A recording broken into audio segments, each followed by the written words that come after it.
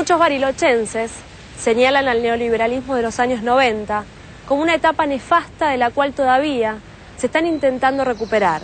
Sin embargo, la mayoría de ellos parecen tener fe en que es posible encontrar soluciones que ayuden a reducir las diferencias sociales y a construir una ciudad digna. Hicieron nuestras escuelas, estábamos en los inicios de la democracia, con una democracia que nos prometía un montón de cosas, pero que gracias a Dios se sostuvo, pero desde el plano social y económico desembocó en una etapa trágica, como fue el menemismo neoliberal.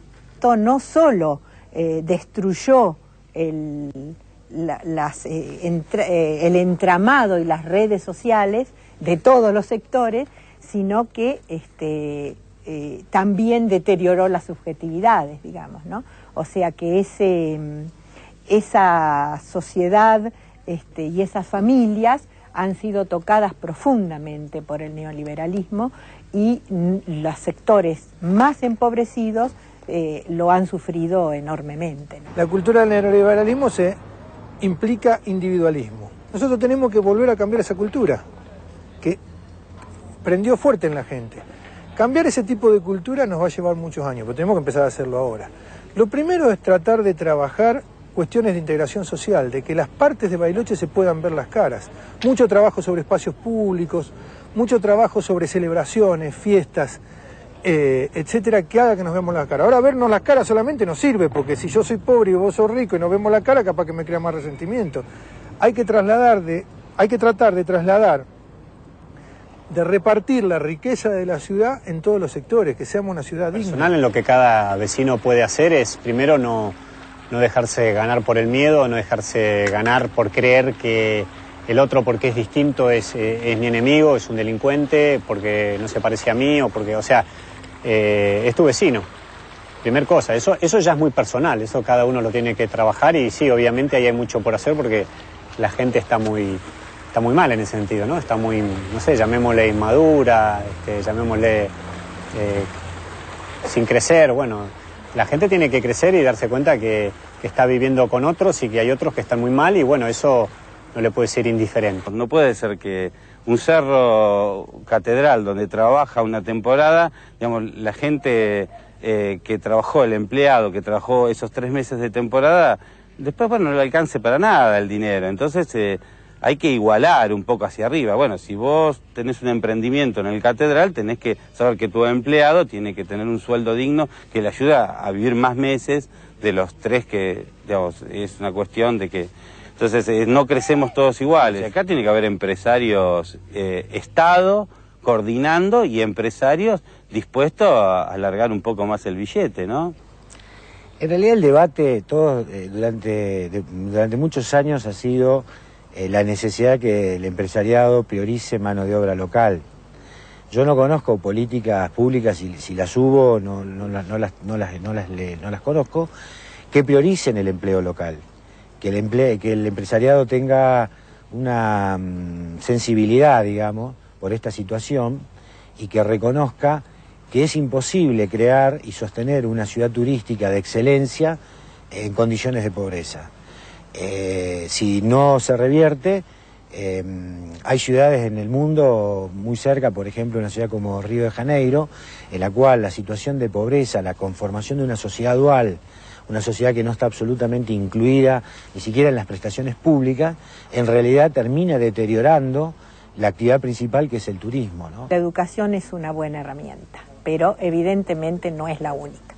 Yo creo que Río Negro y no solo Bariloche tendría que revisar profundamente su estructura policial, por ejemplo. La justicia tendría que actuar.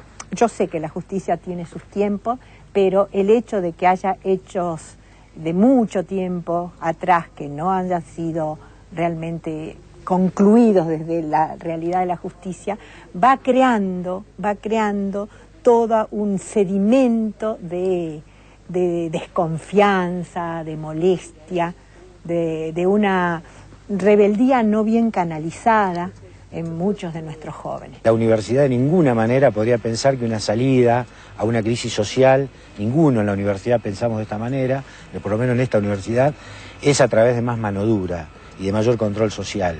En todo caso, aun cuando no se puede resolver con empleo, sí deberían haber mayor políticas de contención social para los jóvenes de distintos sectores, ¿no es cierto? Hay que dejar de lado la falta de opción de que quien vive en el Alto es delincuente y el que no, o que esta es una sociedad de la opulencia, del chocolate y del turismo. Es una sociedad como es la Argentina, con muchos marginados y gente que no tiene trabajo, ¿no es cierto? Si bien estamos en una etapa de recuperación, me parece que mientras que no logremos que esta gente tenga la oportunidad de llegar a estudiar, a vivir bien, a alimentarse y que lleguen a acceder a la justicia, ¿no? Con cargos propios, a la legislatura, a la municipalidad, en los cargos de intendente, van a estar alejados del poder.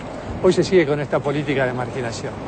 Y me parece que vos habrás visto que en Bariloche es bastante grande la marginación social, ¿no? Las instituciones tienen que trabajar estos aspectos. La institución educativa se tiene que trabajar en las escuelas, la inclusión, el acercarse al otro, la sensibilidad social. Y después están las políticas, está el gobierno municipal, está el gobierno provincial, están los entes nacionales que operan en el territorio. Tienen que tener, se puede generar un plan de trabajo para generar mayor integración en una sociedad. Acá hay que vincular y hay que mirar un poco para los costados. Y esta es una sociedad que tiene una gran debilidad en eso.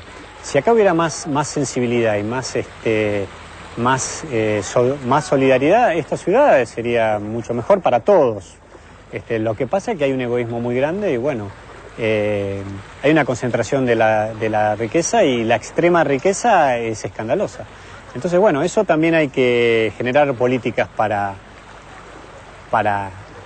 que no haya tanta pobreza y también habría que generar políticas para que no haya tanta riqueza. En Bariloche hay iniciativas para transformar la realidad que ya se pusieron en práctica. Una de ellas es la Fundación Gente Nueva, que junto a los jóvenes como protagonistas hacen uso de la educación como principal herramienta. Gente Nueva en su génesis era un grupo de cristianos que llegan a trabajar un poco con la premisa de que la educación es una herramienta de transformación.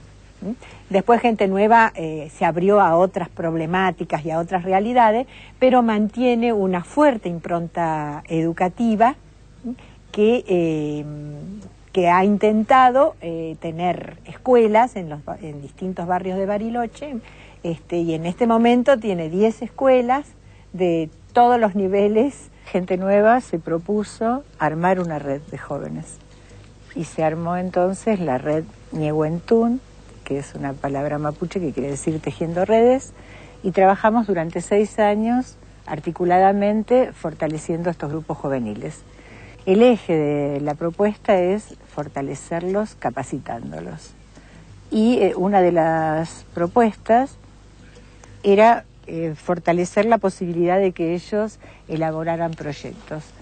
Esto siempre se hizo con un aporte del Ministerio de Desarrollo Social en un grupo que se llamó Fortalecimiento de Organizaciones y Redes Comunitarias. Nosotros partimos de saber que la educación no puede solucionarlo todo, ¿no? Sino que la educación es una valiosa herramienta de transformación, pero no la única.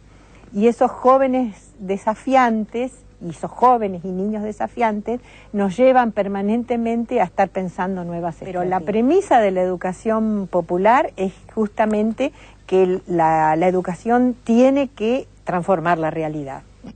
Y la gestión social nos lleva a hacerlo desde la búsqueda al interior y al exterior y hacia afuera de nuestras escuelas de la participación. Esto fue bien interesante porque marcó un trabajo conjunto donde se tenían en cuenta unos a otros. Cualquier jornada juvenil que hagas acá en Comodoro Rivadavia, Bolsón, en la línea sur, termina con esta conclusión: no tenemos espacios para hacer lo que queremos, los políticos no nos escuchan, los políticos son siempre lo mismo.